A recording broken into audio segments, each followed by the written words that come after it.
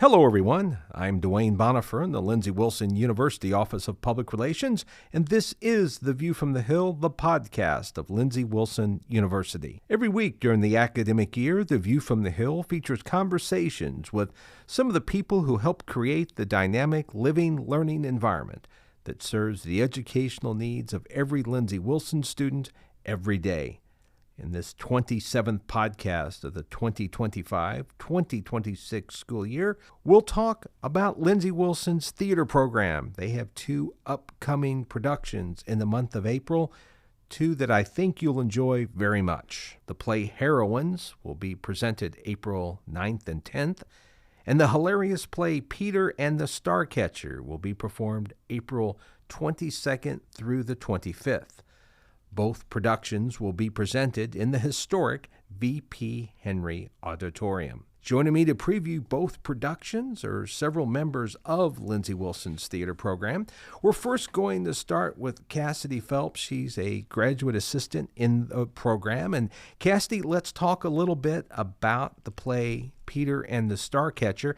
You know, the name Dave Barry might not mean as much with some members of today's audience, but once upon a time when newspaper columnists were big figures in American culture, the Pulitzer Prize-winning Dave Barry was one of the biggest names when he wrote a column for the Miami Herald.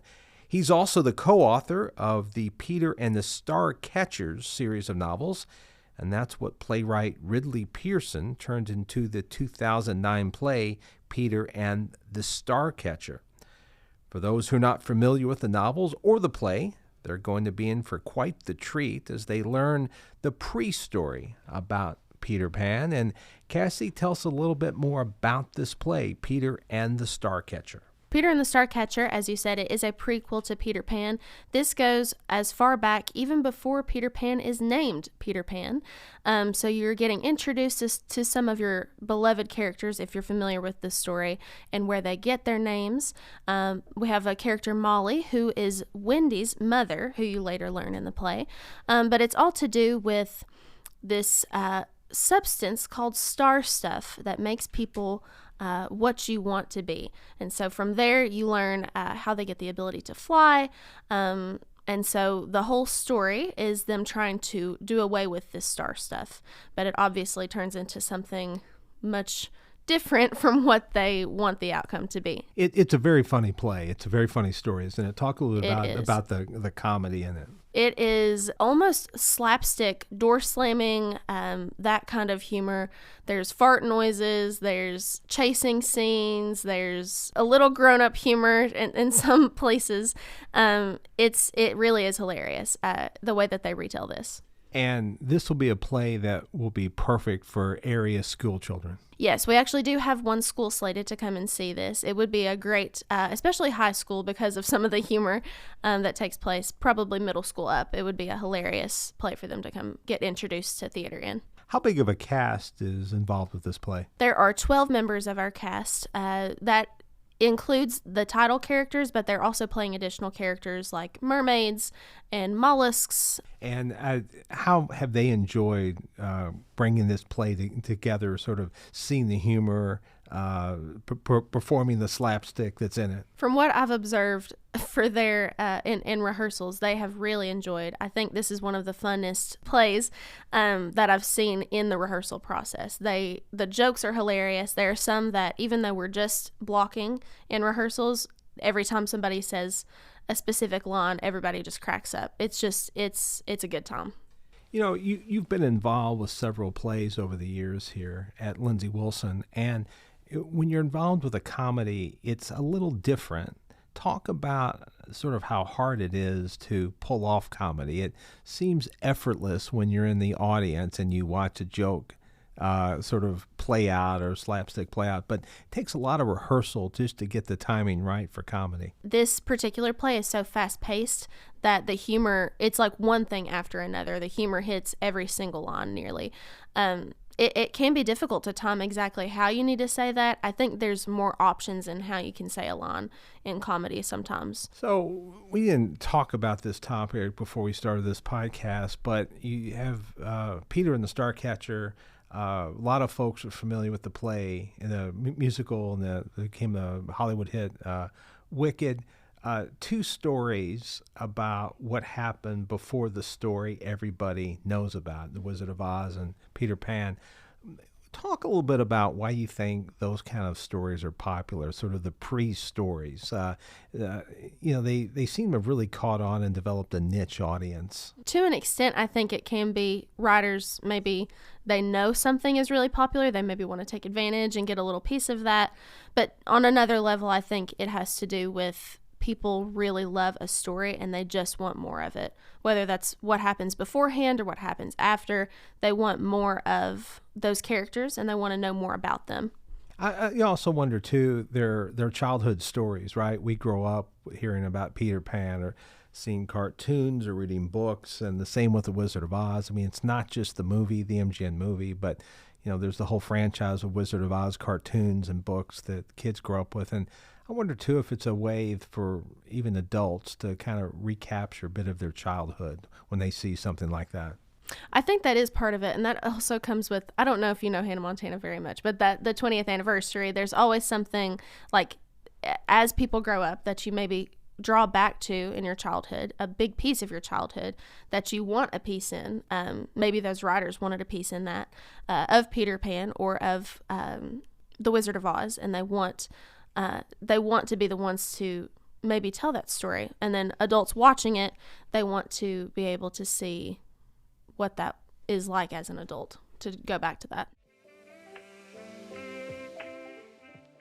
And before we have Peter and the Starcatcher this April at Lindsey Wilson, we'll have the play Heroines. That will be presented April 9th and 10th. We're joined now by a couple of cast members in Heroines. I'll let them introduce themselves and talk about the play and their characters as well. So my name is Cheyenne Lucier. I'm a senior theater and arts administration double major, and I am playing Dido in Heroines.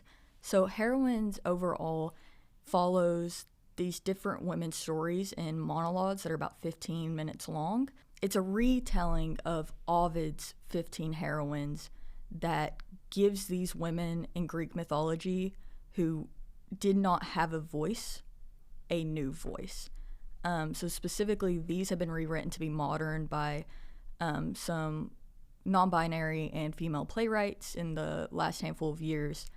And they're just telling the stories of these women in a way you would not have heard before. Hello, my name is Sabrina Ruiz, and I play Hypsipyle, the Queen of Lemnos. During her piece, she's basically reflecting on Jason, her husband, and she's hearing these rumors about him and that he came to the island, met her, she is pregnant, and now she's hearing that he has met another woman named Medea, a very famous Greek mythological character as well. During her monologue, she talks a lot about how she feels that she's being left.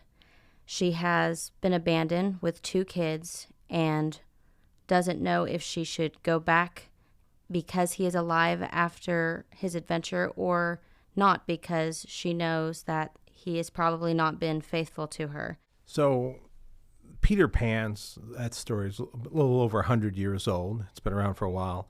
The stories you guys are telling, Ovid wrote a little bit longer than 100 years ago. It's around for hundreds of years. Were either of you familiar with these stories before you became involved with the play, or is this something that's totally new to you? I was familiar with some of the other Greek mythological characters, but I wasn't familiar with Hypsipyle's story at all. But we watched a couple different videos, and she was one that definitely stuck out to me. The way the story is portrayed and the wording of it, a lot of it I think can relate to a lot of different people. I would agree. I'd heard Dido's name, but I knew some of the other stories better.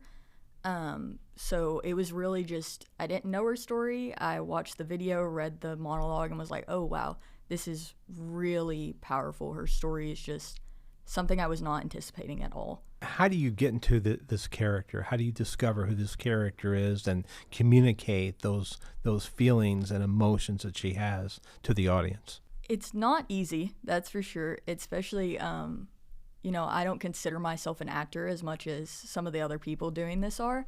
I usually prefer the backstage things, but a big part of it is just relating it to myself and relating it to other people I know and other women.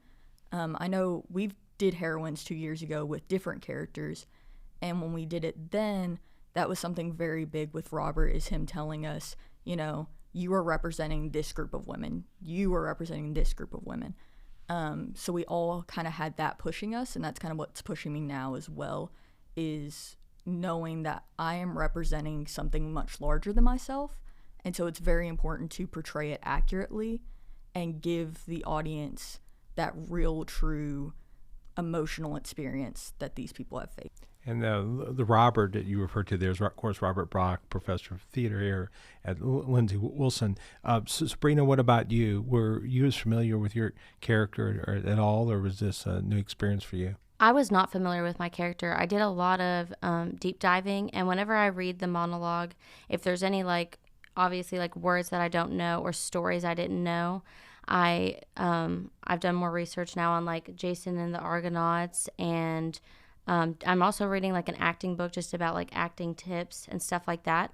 So basically, I'm looking into different materials and different pieces of the story, and, like, even down to, like, where she lives and what that represents in the story there. There's just a lot of detail, so I'm still learning a lot more about it, but just by looking at different materials and doing that has really helped. And I'm also started to journal a lot about my character as well. Cheyenne talked about how her character represents more than just a character, but represents a whole group of individuals. Do you think of your character in a similar sort of way? Yes, 1,000%. A lot of the power in theater is you're not just here to give entertainment, but you're here to speak to a person who might not be strong enough to say those words that they have and that they feel. I think that's, like, been one of the most important reasons why I continue to do it and why I want to do acting, is because when you go up and tell a story, it may have absolutely nothing to do with you. My character has 2 kids and was married. I've never had that experience before, ever. And she's the queen of, you know, a mythological place. So it's like, how do I relate to that? But when you think about the context of what you're speaking for as simple as somebody feeling left behind, somebody feeling abandoned. That alone, everybody at some point has felt lost or alone or behind. And then you get into the deeper meaning of, like, well, what if you were married and your husband left you? What if you were married, you found out you're pregnant with 2 kids, and you're all by yourself? And it's that idea of, it doesn't have to be that exact story for somebody to understand it, but if they can see one element, one line that sticks out to you, that can really make somebody feel seen, somebody feel heard. And it's that connection that I think stands out with theater. She says a lot of lines, like, she says, I was so desperate to see you one last time. And there's so many people who, you know, you see somebody and you don't realize that's the last time you've seen them. And so when I journal, I wrote down all these different quotes that stuck out to me. And if I can just touch on those and pull those and really draw those out, I think a lot of people can be like, wow, I've felt like that before, or I've been through a situation like that, where it's that, like, physical feeling too in your heart, like when you read it and when you hear it and when you really perform it and you pour your heart and soul into it. It's like, if I were to watch that, I want to be proud of it. So when I do it, I want to be proud of it and know that I'm doing it justice. And that's really what it's about. It's doing justice for speaking for so many voices who can find some sort of peace important to them and relevant to them. Cheyenne, you mentioned that you spend a lot of time behind the scenes in theater, working stage manager and roles such as that. How does performing in the play help you do that job differently or better? I would say it helps a lot in just the fact that I get the actor's perspective, because it can be very easy to just fall into, this is my job, this is my role, and not be as understanding to what the actors are doing, what they're going through. So getting to be on this side and knowing, like, okay, I'm also struggling with lines sometimes. I also struggle with getting that emotion. Maybe I forget blocking. It can really help me with, like, being more understanding to the actors that I work with when I'm stage managing, or It also helps me appreciate more when I do like design related things, because I see how it affects me personally on stage when I have the right lights, I have the right sounds, I have the right music. And it just gives me a deeper appreciation for both sides of the stage. You all will be graduating in a little bit more than a month from Lindsey Wilson University. Where is life going to take you after that? Cheyenne, start with you. So I've applied to 3 different grad schools now. 2 of them I've been accepted into, and I'm still waiting to hear back from the 3rd one. I'm looking into either teaching or going into arts administration. That's just the things I'm passionate about, is teaching theater or sharing theater and the other arts with other people through, working as an administrator, a director, something like that. Sabrina, how about you? What's life after Lindsey Wilson look like for you? I'm going to be moving to New York City, and I've been accepted into Circle in the Square Theater Conservatory for acting. So I will be working on myself as an actor and developing that. How long of a program is that? It's a 2-year acting track, so it's mainly acting focused, but I also still get to strengthen things like dancing, and then I also get to work on like voice as well. Once again, make plans to see 2 great productions by the Lindsey Wilson Department of Theater during the month of April. Heroines, it will be presented April 9th and 10th. Peter and the Starcatcher, it will be presented April 22nd through the 25th, both productions in historic VP Henry Auditorium. To learn more about them or to order tickets, you can point your internet browser to lindsey.edu/theater, and that's theater spelled R-E. And that's going to do it for this 27th edition of The View from the Hill for the 2025-2026 school year. Be sure to encourage your friends, co-workers, family members, associates, and neighbors to subscribe to View from the Hill. They can find us on Spotify, Apple Podcast, and on the university's YouTube channel. View from the Hill is produced by Shelby Burton. She's Lindsey Wilson's Assistant Director of Public Relations and the media producer. And until our next edition, I'm Dwayne Bonifer in the Lindsey Wilson University Office of Public Relations. Thanks so much for listening. So long, everybody, and have a nice day.